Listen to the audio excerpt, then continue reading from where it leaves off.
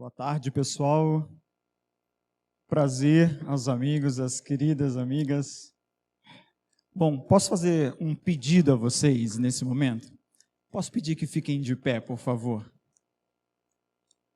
Só quem pode, se tem alguém que não pode, fique à vontade.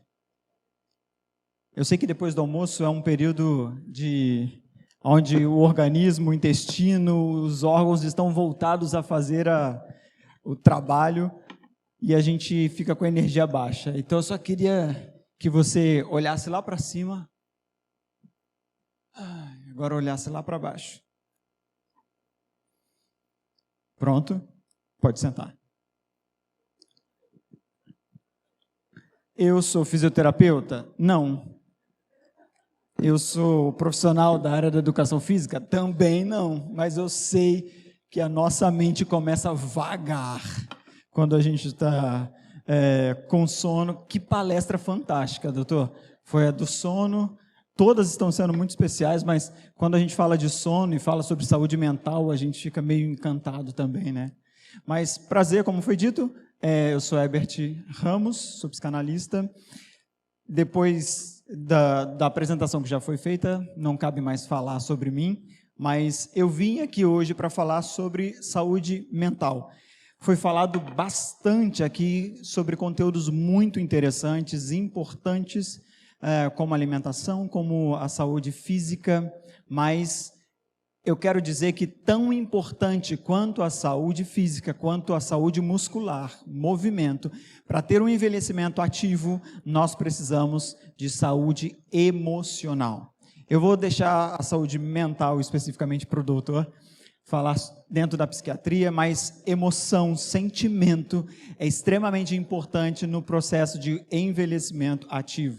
Porque quando a gente fala de envelhecimento, e eu não quero falar sobre idosos, o envelhecimento ele acontece a partir do momento em que as células começam a se multiplicar dentro do útero de uma mulher. O zigoto ele já está num processo de envelhecimento. O feto ele já está num processo de envelhecimento a partir do momento que a célula aconteceu, se multiplicou.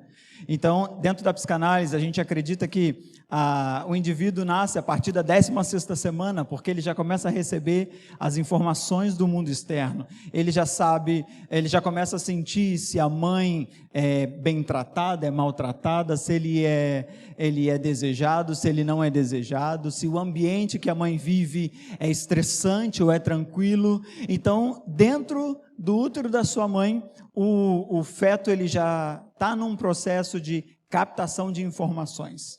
Então, ele já está envelhecendo. Então, toda vez que falarmos sobre envelhecimento, não estamos falando de velhice, nós estamos falando de vida, né? De processo vital. E é tão importante quanto a saúde física, a saúde emocional.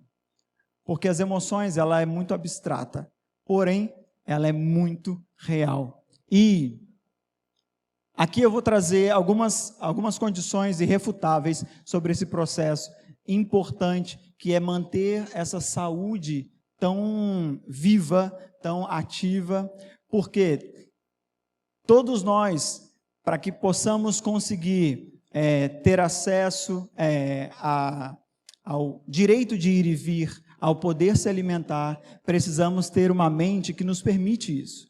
Porque eu posso ter condições de me alimentar adequadamente, mas se a minha mente disser que eu não vou comer naquele momento, eu não vou ingerir alimento algum. Eu vou estar enjoado, eu vou estar indisposto, e não adianta me ofertar o melhor prato, eu não vou comer, porque a minha mente comanda o meu corpo, as minhas vontades, as minhas emoções. Então é extremamente importante manter esse equilíbrio. E assim, eu trouxe 3 fatores extremamente importantes que promovem um envelhecimento muito acelerado ou um envelhecimento não saudável. E o primeiro fator, na Universidade da Califórnia, mostrou que idosos com estresse prolongado têm telômeros mais curtos. A doutora falou aqui na palestra anterior, dentro da nutrição, sobre os telômeros. E esses telômeros são marcadores de tempo, né? Eles são como o finalzinho do cadarço, aquela pontinha do cadarço, e pessoas que são expostas, aqui nesse estudo fala sobre os idosos, mas para chegar até a terceira idade eu tive que passar pelos outros períodos, né? Então, pessoas que são expostas a um estado de estresse muito grande, elas têm esse telômero reduzido, que mostra um envelhecimento acelerado, que tem em cerca de 10 anos de envelhecimento acelerado. A doutora perguntou se nós queremos viver bem ou viver mais, né? Muita gente falou que quer viver mais. A minha sobrinha que estava do meu lado falou, eu quero viver mais. Eu falei, não importa como, né? Não quer viver bem, quer viver mais. A gente pode resolver isso com noradrenalina, né? Um tubo 8, dá para resolver e deixar bastante tempo. Mas se nós estamos expostos a um estresse contínuo, a um período de pressão cotidiana, nós vamos ter uma redução de vida considerável. E aí, quando a gente fala sobre estresse, não é apenas a realidade do ambiente, mas é como eu percebo esse ambiente, né, doutor? É como eu percebo o lugar que eu estou. E uma coisa dentro do processo que eu trabalho, terapêutico, é identificar qual os causadores, quais são os ansiogênicos, quais são as causas de estresse que você vive. A segunda coisa esse ambiente que causa esse estresse, é possível sair desse ambiente? Se for possível, vamos trabalhar para sair desse ambiente. Se é um emprego onde você tem um patrão que ultrapassa os limites de cobrança, se é um ambiente onde a equipe que você está é tóxica, como a gente pode fazer para sair desse ambiente?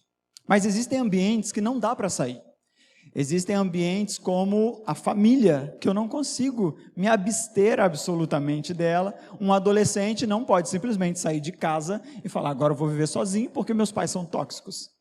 Eu preciso alterar a percepção desse ambiente. E aí aquilo que antes me causava estresse, a partir da ressignificação daquela situação, já não me causa, ou me causa menos estresse, não afetando diretamente nesse processo acelerado de envelhecimento.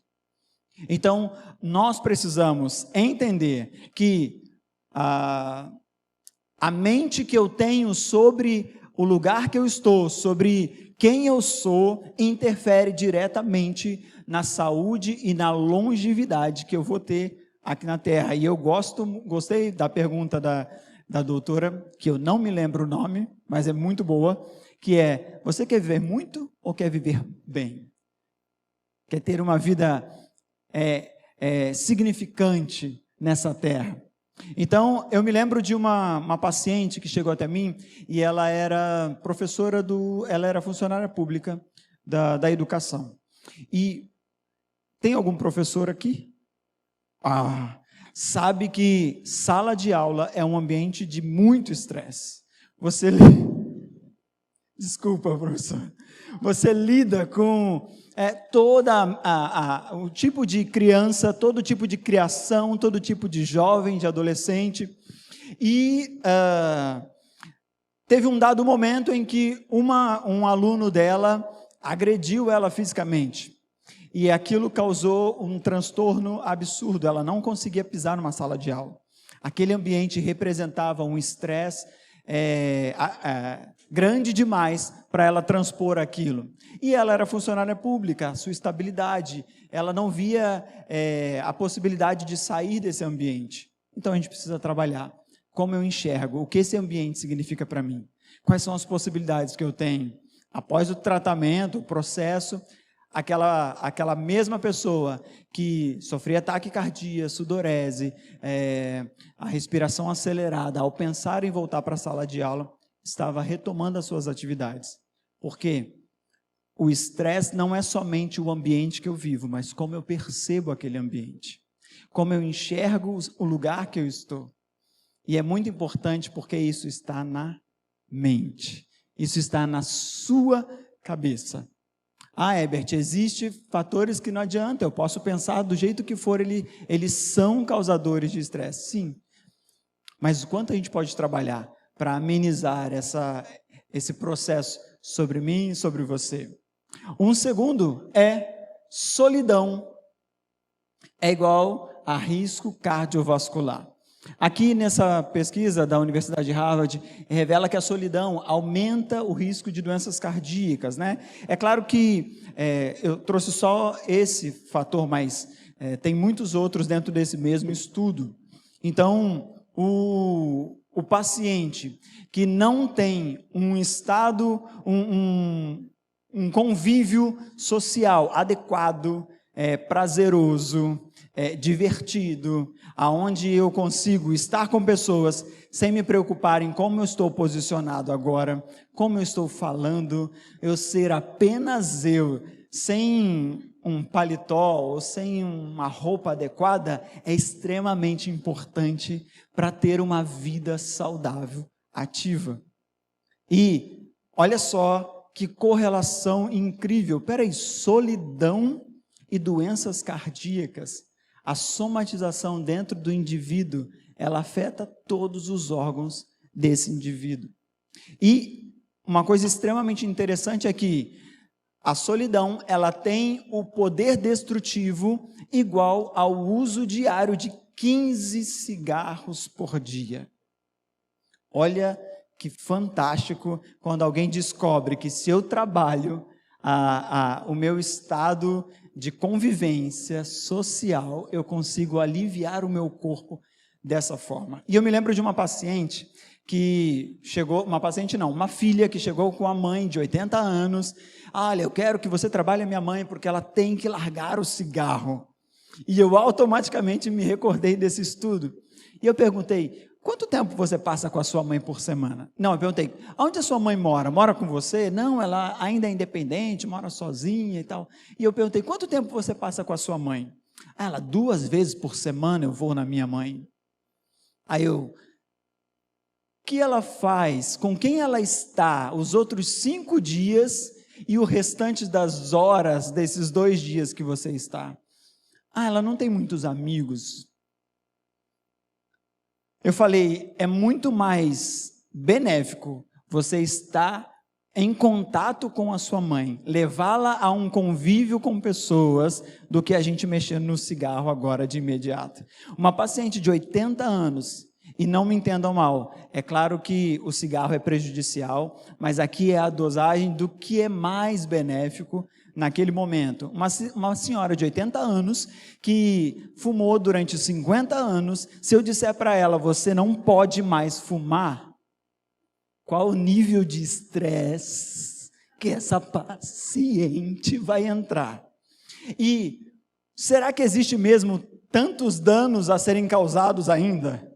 Será que já não estagnou no nível máximo de dano? Então, o que eu quis trazer para aquela filha é, dê mais contato, esteja mais com a sua mãe, vai ser mais benéfico do que tirar o cigarro dela. Não que ela, e é claro que a gente trabalhou, diminuir o máximo o cigarro, mas a gente precisa entender que a solidão, ela pode causar danos absurdos, até mesmo no seu coração. Um outro fator é a resiliência e a neuroplasticidade. Idosos que praticam mindfulness apresentam um aumento de 8% na massa cinzenta em regiões ligadas à memória. Meu Deus, 8% do aumento da massa cinzenta por praticar mindfulness, atenção plena, meditação. Tem alguém que faz meditação aqui? Tem? Olha, ótimo. Você sabia disso? Olha que incrível. E o que acontece? A gente tem visto uma geração, um overload de gente que não consegue se lembrar das coisas, que vai para o mercado e tem que ligar. O que eu vim fazer aqui mesmo, amor? Não é? Doutor Matheus riu ali. Doutor Matheus, vamos fazer mindfulness.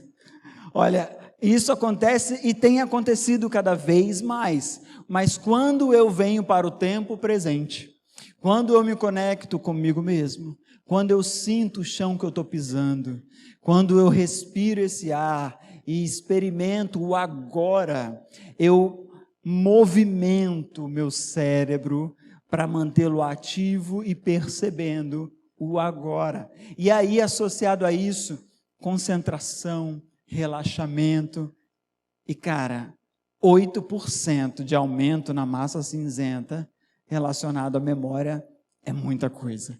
Então a gente precisa entender, isso é para o idoso, somente para o idoso, ou eu posso fazer esse processo, ou eu posso cuidar da minha mente hoje, agora. Eu posso começar a me preocupar com isso agora, para ser um idoso tinindo, ótimo, preparado.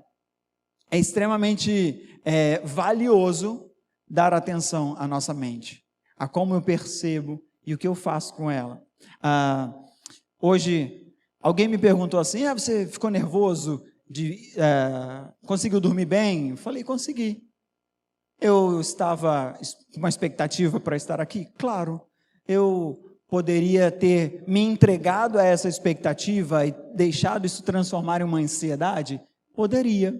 Mas eu decidi dormir. Porque se eu tivesse um sono adequado, eu iria produzir muito mais hoje. Então é importante a gente ter controle sobre quem somos, como nos sentimos. Essa habilidade todos nós conseguimos. Bom, e o que acontece? Existem evidências práticas sobre prescrever saúde emocional para os nossos pacientes. Quantos aqui que já são formados, sejam médicos, fisioterapeutas, dentistas, já prescreveram atividade física para os seus pacientes? Fantástico.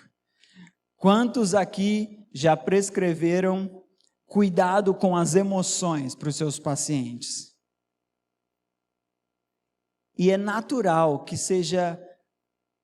que o olhar para esse campo seja menor. O que acontece é que é invisível, a emoção é invisível. A gente não consegue palpar, não existe um exame que faça para detectar o bem-estar ou o mal-estar. A emoção, o sentimento é abstrato e a gente tende a não se preocupar muito quando o paciente vem com uma queixa. É claro que esse campo também é abordado nos consultórios de vocês, eu tenho certeza absoluta disso, mas a gente tende a prestar mais atenção no que se toca, no que se vê no laudo, no que consegue ter acesso. Só que 3 coisas extremamente importantes. A primeira delas é terapia. Essa minha paciente linda, dona Nair, devidamente autorizado, tá? Essa foto, essa exposição, com certeza. E ela ficou super feliz, super orgulhosa. Falei, dona Nair, posso expor o seu rosto lindo na minha palestra? Ela ficou super animada, autorizou, claro. E o que acontece? A terapia, ela tem o poder de reduzir a depressão em idosos em cerca de 40%. E é claro que esse número é dentro de uma margem de segurança, mas eu me dou o direito de dizer que o número é infinitamente maior que 40%. Quando a pessoa se entrega a um processo terapêutico, ela alcança resultados extremamente significativos. E 40% é bem singelo, esse número. Mas manter a atividade é extremamente importante em toda a fase. E a terapia é um processo que não vai ficar com o hoje apenas, mas ela vai de lá de trás até o seu tempo presente. E uma coisa especial da dona Nair, minha linda, e sabe, a dona Nair super estilosa, né? Ela só ia para sessões assim, muito bem produzidas, com seus óculos escuros. E aí, ela tem vários livros com as frases de Nair, que ela vinha escrevendo, e ela abandonou essa atividade por ter entrado num processo depressivo, angustiado. Ela acabou abandonando essa atividade. E dentro da terapia nós estimulamos isso novamente. e ela me presenteou com essa frase: quando você estiver triste, lembre-se que no mundo alguém está feliz porque você existe. Olha que pensamento fantástico. Dentro de todo o contexto, né, ela escolheu essa frase e me presenteou. Nós precisamos manter a atividade cognitiva, a atividade neural, as sinapses em movimento. E o pensar, ele é extremamente importante. Mas só pensar não é suficiente. É preciso ser intencional no pensar. É preciso pensar bem. Eu estou triste, mas se eu lembro que em algum lugar tem alguém feliz porque eu existo, isso tem poder de mexer comigo. Então, nós precisamos estimular a forma de pensar para mudar o sentir. Porque existe uma tríade que eu costumo trabalhar dentro do consultório, que é a tríade do comportamento. Okay? Pensamento gera sentimento, sentimento gera comportamento. Quer um exemplo? Você vai passar a pé em uma rua escura e aí você pensa, pode ter alguém mau atrás daquela árvore. Você pensou isso? Automaticamente você tem um sentimento: medo, desespero, insegurança. Quando você sente isso, automaticamente sua pupila dilata, você fica mais atento, você anda rápido. Você percebe? Pensamento gera um sentimento, sentimento gera um comportamento. E isso vira um ciclo, bom ou ruim. Nós precisamos modelar essa tríade para que a gente tenha qualidade de vida e longevidade saudável.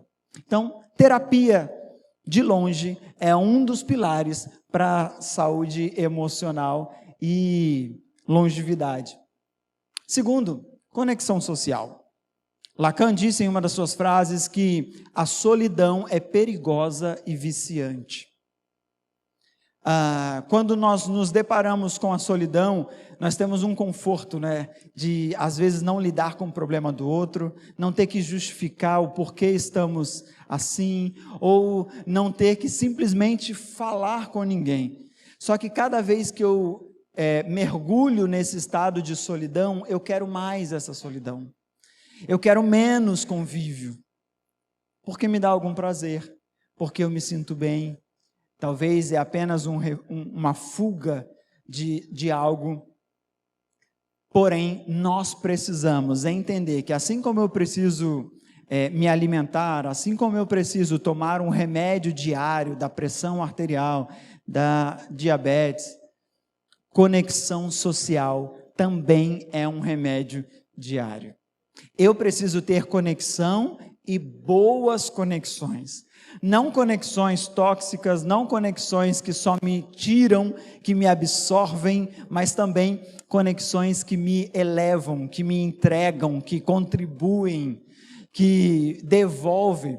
Porque de verdade, relacionamento, e isso às vezes choca os meus pacientes quando eu trago essa informação para eles, mas toda relação é uma relação de conveniência.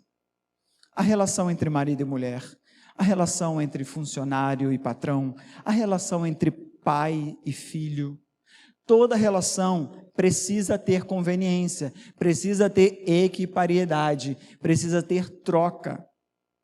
Mas o pai e o filho também? Sim, porque se o filho nunca corresponder ao amor que é entregue pelo pai, se o filho nunca devolve obediência mediante ao trabalho que a mãe faz a ele, em algum momento essa relação vai desgastar e pode haver ruptura. Assim no casamento, assim na amizade. Então é importante conexão. E olha que fato interessantíssimo. Pessoas que participam de grupos comunitários diminuem o risco de demência em 26%. Estar conectado com um propósito, estar conectado a pessoas que contribuem com você, diminui em 26% o número de demência. E já foi se falado aqui também sobre esse fator, aonde está muito presente dentro da sociedade, e um dos fatores da demência é longevidade. Porém, se eu posso ter longevidade e reduzir o máximo que eu posso essa probabilidade, o ideal é unir as coisas, viver mais e viver bem. Outro, gratidão e longevidade.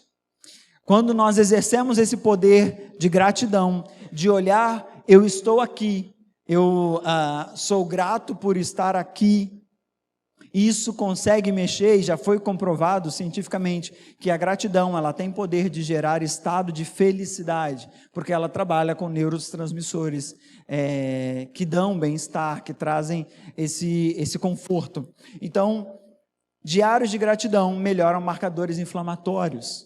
O IL-6, ele diminui em 23% os fatores inflamatórios.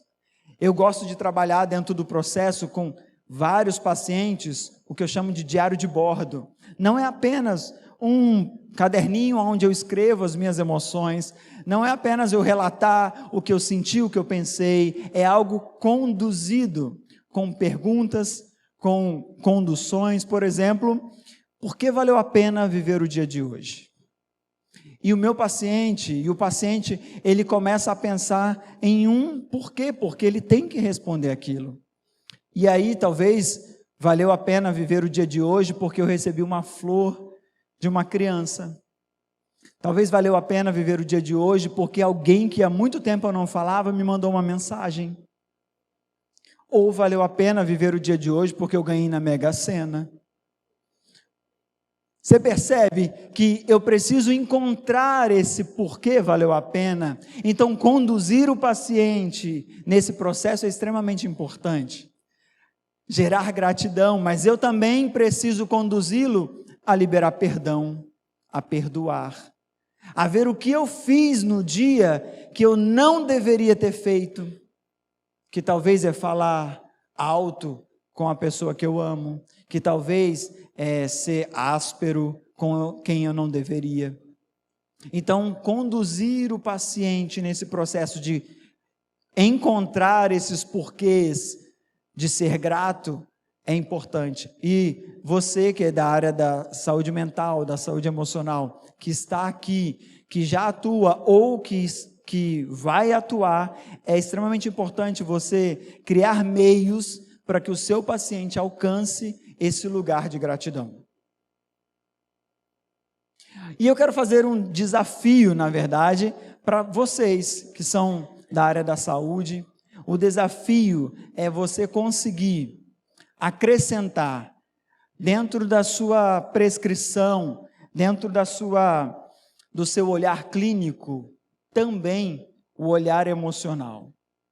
Porque nós tendemos a cuidar da glicemia, tendemos a verificar a pressão arterial, mas acrescentar no seu relatório ou na sua prescrição boas conexões. Por que o paciente tem se sentido assim? Será que ele encontra um propósito ao levantar da cama? Será que ele consegue acordar e saber por que ele vai levantar e trabalhar? Nós precisamos sair do que é apenas fisiológico, biológico e também tocar no que é emocional, no que é cognitivo. Porque todo o processo, ele se resume em neuroplasticidade, em modelagem neural.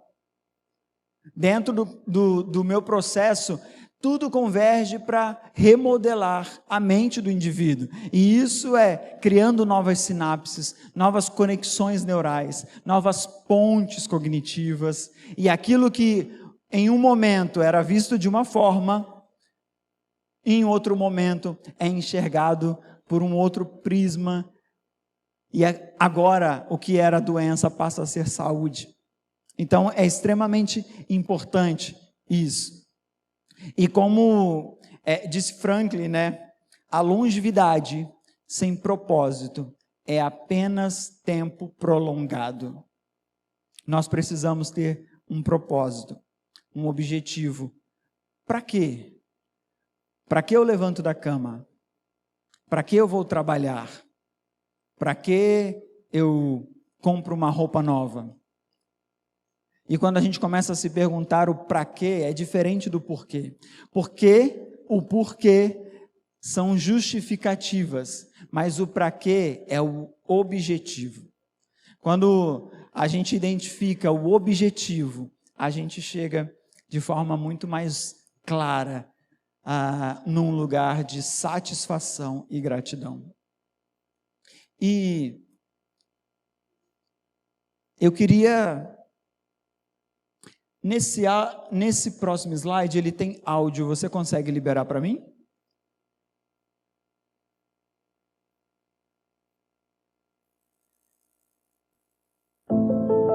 Eu queria dizer para você que é médico, fisioterapeuta, nutricionista, você que é dentista, dê atenção para curar o que é invisível, porque de verdade é isso que vai fazer o seu paciente viver. Obrigado.